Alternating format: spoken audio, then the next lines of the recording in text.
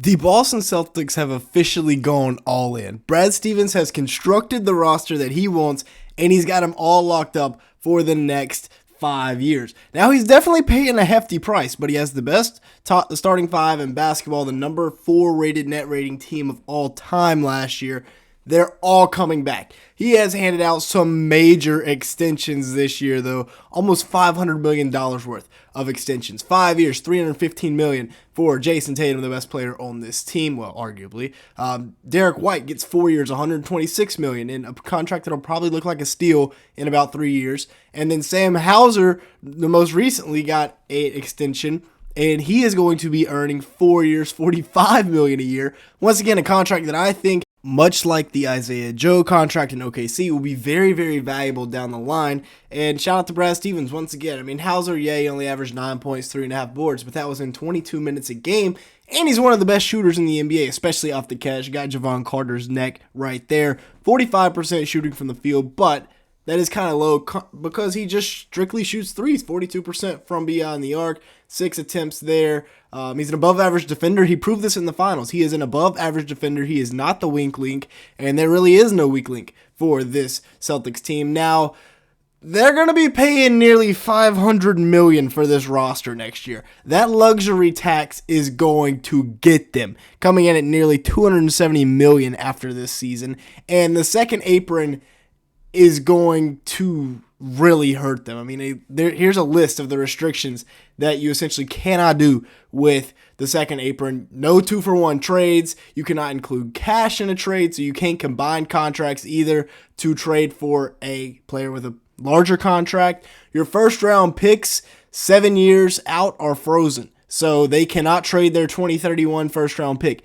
at all. And then now, unless they get out of the second apron, which will not happen over the next 2 years, their first round picks will be moved to number 30, no matter what. Now, they will likely be between 25 and 30 anyways, but shout out to Brad Stevens for constructing this roster to where he has 6 of his next 7 first round picks still in the bag. They have to hit on their first round picks like they did with Baylor Shireman, who is an elite scorer. He's coming into an elite scheme that has been built by Joe Mazzulla and Brad Stevens, and he is going to fit in seamlessly. I made a whole video on him, though. It's actually the highest viewed video on the channel, so go check that out. But this scheme is just elite. I mean, watch this play right here. Drew Holiday is going to slip the screen. Al Horford's going to take Gafford out of the play, and it's an easy little runner. Well, not easy, but it's a nice little runner here.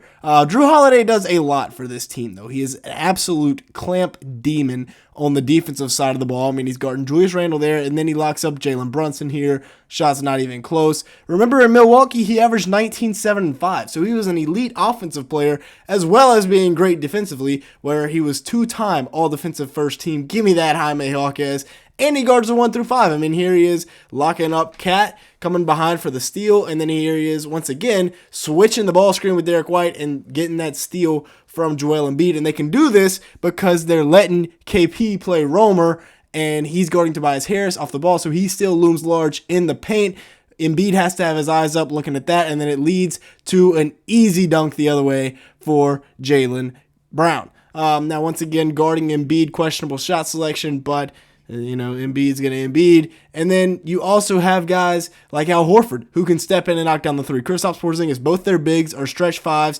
And then this is just beautiful basketball right here. Drew Holiday once again making an impact. But so is Sam Hauser, though. They have to show over the top on him. Hits the bounce pass right to Drew Holiday. And then Jaylen Brown cuts right behind PJ Washington because Josh Green doesn't rotate down in time. Beautiful basketball. And it's all built around Jaylen Brown and Jayson Tatum being able to get a paint touch whenever they want to. Also, Jaylen Brown has developed that pull-up three-point jumper, which is lethal. Tyler Hero almost falls down right here because he's expecting Jaylen to try and get downhill. Instead, he pulls up over the top, and there's nothing you can do about that if you're Tyler Hero. Right here, once again, he's hitting step-back, sidestep threes over Johnny Davis in the corner. Johnny Davis is just sitting there. I mean, what else do I do? This is one of the fastest guards in the league, and he's hitting pull-up threes over me. He's relentless at the rim, too. He's got a very quick second jump, super athletic off the ground. And then once again, knocking this three down over, I believe that's Dorian Finney-Smith, who does close out very well, and that's a very good wing defender. You see the turnaround, like, wow, how did you make that? Transition nightmare as well. The Celtics love to get out and run. Here he is once again getting downhill. Royce O'Neal, not exactly a pushover on the defensive side of the ball. Same thing with Mikal Bridges, and same thing with Rudy Gobert. But check out the dunk right here. Get up, JB, on Gobert's head. That's a 4-time NBA Defensive Player of the Year. With that being said, let's go ahead and take a break here. Make sure to like button, leave me a comment down below, and hit that subscribe button if you have not already. We're trying to hit 20K here sooner rather than later. We're at about 17.5 right now. So if you could join up, that'd be greatly, greatly appreciated. Also, we're trying to hit about 400 likes on today's video. So if you could help us out with that, it would also be greatly appreciated. Now let's get back to this elite scheme that is ruining basketball. Or not ruining. It is running basketball right now. Jayson Tatum, walking paint touch. Jaylen Brown, walking paint touch. And they've built this offense around these two wings that can get to the rim whenever they want. Easy blow by for the layup. That is a very, very high percentage shot. Once again, in and out. Kicks it out to JB, his running mate, who knocks down the wide open three. He's actually very good off the catch and shoot, ladies and gentlemen. And then Jayson Tatum, when he remembers he's 6'9", 210, getting downhill and putting Peyton Watson into the front row. I love the young kid, Peyton Watson, but whew. And then, Tatum, a very underrated part of his game is his passing ability. Finds Jaylen Brown on the break right here early. That early kick is such an underrated pass in basketball. And then we got a little jab, one dribble, spin, dunks on Daniel Tice. Goodness gracious, that is beautiful right there. Beautiful basketball from Jayson Tatum. So smooth at 6'9", getting downhill and dunking. I think, is that Thad Young? Thad Young still in the league? Gets postered right there, though. And then the dunk.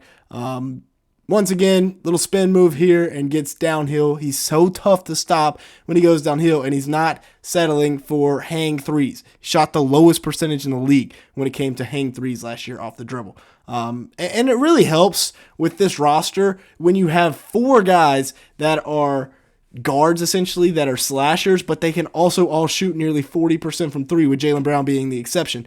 It's a puzzle that you really don't have a solution for.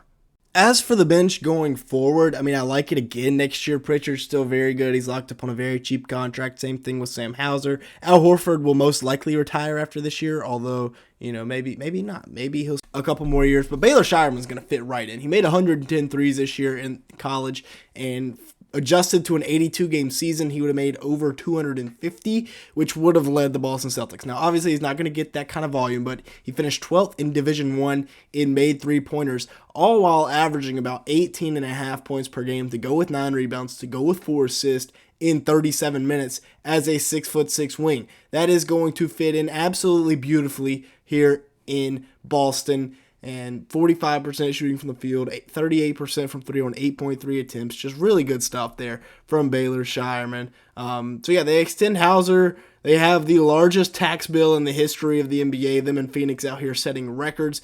One's an NBA champion and one's a borderline play-in team. There's levels to this. Oh, also don't forget about Jaden Springer. But with that being said, that's going to be it for today's video. Thank you so much for watching. Make sure to the like button and hit that subscribe button if you did enjoy at any point. And we're trying to hit 400 likes on today's video. If you could help us out with that, it'd be greatly appreciated. And with all that being said, thank you so much for watching today's video.